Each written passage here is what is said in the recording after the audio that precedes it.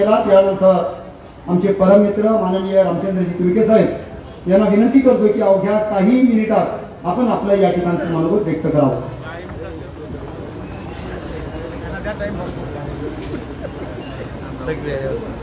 आजच्या त्या सुंदर आणि भव्य अशा सांस्कृतिक सभागृह अभ्यासिका या इमारतीच्या भूमिपूजनासाठी आवर्जून उपस्थित असलेले राज्याचे कॅबिनेट मंत्री, आपल्या मतदारसंघाचे लाडके आमदार संजय भाऊ बनसोडे साहेब, या ठिकाणी आवर्जून उपस्थित असलेले आणि खऱ्या अर्थानं महाराष्ट्राचं नेतृत्व करण्याची धमक ज्या अण्णाभाऊंच्या नावाचा जागर संपूर्ण महाराष्ट्रभर घातला जातो, त्या अण्णाभाऊंचे वंशज असलेले आदरणीय सचिन भाऊ साठे आणि यानं नुकतंच परवा भारतीय जनता पार्टीनं आणि महायुतीनं मातंग समाजाचा अत्यंत प्रामाणिकपणाने काम करणारा कार्यकर्ता म्हणून ज्यांनी चळवळ उभी केली आणि राज्यभरामध्ये अण्णाभाऊंचा आणि त्यांचे जे काही विषय आहेत गबकराचे त्या साऱ्या विषयाचा प्रचार करण्यासाठी रात्रंदिवस मेहनत केली. ते नवनिर्वाचित विधान परिषदेतील आमदार अमित भाऊ बोरखे, मंचावर उपस्थित असलेले देवदासरावजी कांबळे साहेब, निटुरे साहेब, बागबंदे साहेब, व्यासपीठावरील अण्णाभाऊंच्या विचाराच्या जागर घालण्यासाठी रात्रंदिवस मेहनत करत असलेल्या सर्व कार्यकर्त्यांचं नाव घेतलो नाही, तसं तर मंचावरील आणि मंचासमोरील अनेकांची नावं मी घेऊ शकतो. त्यात माझ्यासोबत म्हणजे आवर्जून मी या ठिकाणी सांगू इच्छितो की अनेक वर्ष मीही अण्णाभाऊ साठेंची, बाबासाहेब आंबेडकरांची, छत्रपती शिवाजी महाराजांच्या या सर्व महापुरुषांच्या विचाराचा जागर शक्य होईल तितक्या परीनं त्या महिन्यात घालण्याचा प्रयत्न करतो. ते ज्यांच्या सोबत मी काम करतो ते माझे मित्र शिवाजीराव देमाळे सर, पंडितराव सूर्यवंशी सर, बालाजीराव गवारे, या ठिकाणी उपस्थित असलेले प्रदीप जोंधळे, पप्पू गायकवाड, मंचावरील आमचे सारेच मनोजदादा पुदाले असतील, आमचे धुप्पे साहेब असतील, बालाजी भोसले असतील, सर्व मान्यवर सगळ्यांची क्षमा मागतो. आणि ज्यांनी आता आपली भावना या ठिकाणी अत्यंत मुक्तपणाने मोकळी केली, क्रेडिट दुसऱ्याला दिलं, पण बन्सीलाल कांबळे जर पुढे आले नसते तर ही जागा मातंग समाजाच्या अण्णाभाऊ साठे यांच्या या स्मारकासाठी आज आपल्याला उपलब्ध होऊ शकली नसते. माणसाची मनं मोठी असावी लागतात. संत कबीराने एके ठिकाणी म्हटलं, काय म्हटलं त्यांनी, आदमी की पहचान उसके पद या धन से नहीं होती है, मन से होती है, और मन के फकीरी पर कुबेर की संपदा भी रोती है. दुसरा कोणी आला असता वंशीभाई तर म्हटलं असता हे मी केलं. तुमचं कौतुक आहे. आणि अनेक त्याग असलेली माणसं आहेत. मला या समाजाचा सातत्याने अभिमान वाटत आहे. आमच्या संस्कृतीचं जतन करणारा हा समाज आहे. म्हणजे पोराच्या जन्मापासून डोहाळे जेवणापासून, लग्नापासून, जन्मापासून, डोहाळे जेवणापासून अंत्यविधीपर्यंत आणि विविध अशा लोकांच्या चांगल्या वाईट साऱ्या कामांच्या साठी आपल्या देवतांचं स्मरण करत या हिंदू संस्कृतीचं खऱ्या अर्थाने जतन करणारा हा समाज म्हणून मला या समाजाचा सार्थ अभिमान वाटत आहे. पण जाणीवपूर्वक काही लोक बाबासाहेबांचा समाज म्हणून एकीकडं, अण्णाभाऊंचा समाज म्हणून एकीकडं, या दोन्ही समाजाला थोडेसा एकत्र कधी येऊन देत नाही. पण आता पप्पू गायकवाडनी सांगितल्याप्रमाणे समाज म्हणून फिरणाऱ्या समाजाचा ठेका घेऊन फिरणारे माणसं समाजाचा विकास किती करू शकले, तर या बाबतीत मी अधिक बोलणं बरोबर नाही. पण अण्णाभाऊंनी सांगितल्याप्रमाणे जग बदल घालून घाव सांगून गेले माझं भीमराव, गुलामगिरीच्या या चिखलात ऋतून पडला का ऐरावत, अंग झाडूनी निगबाहेरी घे दिन्नीवरती घाव सांगून गेले मज भीमराव. हे अण्णाभाऊंनी फकीरा कादंबरीला बाबासाहेबांना अर्पित करताना उगीच म्हटलं नाही. आणि मग कोण होता फकीरा? 1910 ला इंग्रजांच्या विरोधात बंड करून उभा राहिलेला आहे. वाटेगाव मध्ये लोक उपाशी मरत आहेत, ही लोक उपाशी मरू नये म्हणून बेडसगावचा खजिना लुटतात, रघुनाथराव कुलकर्ण्याचा वाडा लुटतात, तिथलं धान्य लुटून आणतात आणि गावात वाटेगाव मध्ये येऊन सगळ्या लोकांना ते धान्य वाटप करण्याचं काम करतात. नेता कसा असावा, तर फकीरासारखा नेता असावा, हे अण्णाभाऊंनी आपल्या फकीरामध्ये मांडलेलं. आणि आज या फकीरा आम्ही वाचला पाहिजे. अण्णाभाऊंचं सारं साहित्य आम्ही वाचलंय, लोकांसमोर मांडलेलं. अण्णाभाऊंचा फकीरा साधू, निळू, सावळा, एका एका पात्रावर बोलायचं म्हटलं तर तास 2 तास लागतील, अधिक बोलणं बरोबर नाही. आणि अण्णाभाऊच्या या फकीरामधला संजय बनसोडे मला फकीरा वाटतो.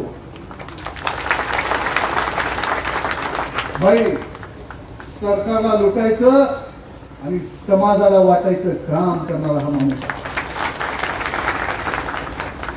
15 कोटी रुपये एका वकील सारख्या ठिकाणी देणं. त्याने असा विचार केला का मी मातांनी समाजाच्या ठेवाला मतदान करत नाही. मतदानाचा विषय बाजूला ठेवला आणि समाजाचा ठेका घेऊन त्यांनी काम केलं नाही. बौद्ध विहार तयार केलं, जे महाराष्ट्रात नंबर 1चा आहे. अखिल मानव जातीला शांततेचा संदेश देणारे तथागत गौतम बुद्ध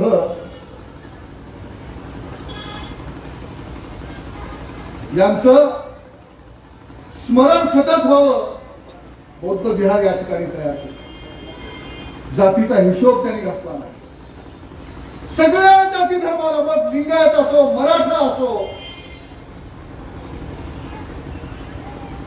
सगळ्या जाती धर्माला, मातंग असो, बौद्ध असो, या सगळ्या समाजाला समान न्याय देण्याचं काम, जी भूमिका अण्णाभाऊंच्या फकीराची होती. अण्णाभाऊंच्या फकीरातला त्या गावातला त्यावेळेसचा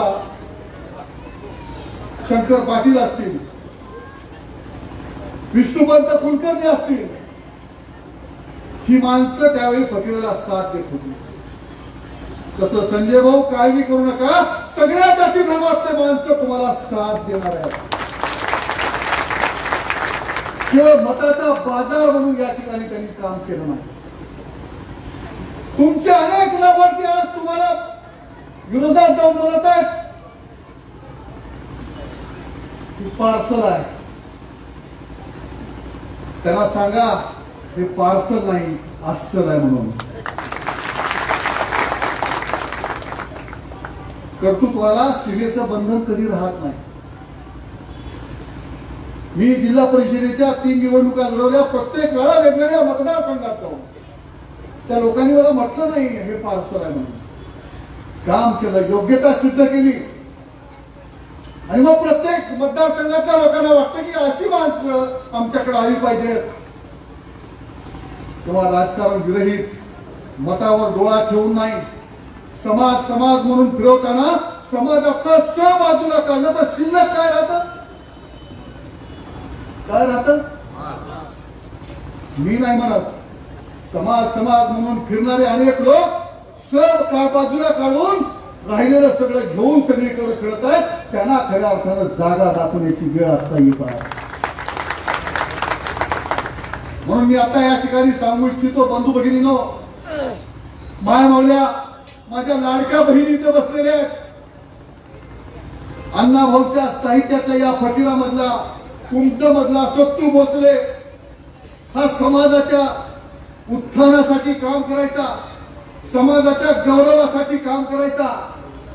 सैन्यामधून निवृत्त झाल्यानंतर गावातले लोक त्याचा सत्कार करतात आणि सत्कार केल्यानंतर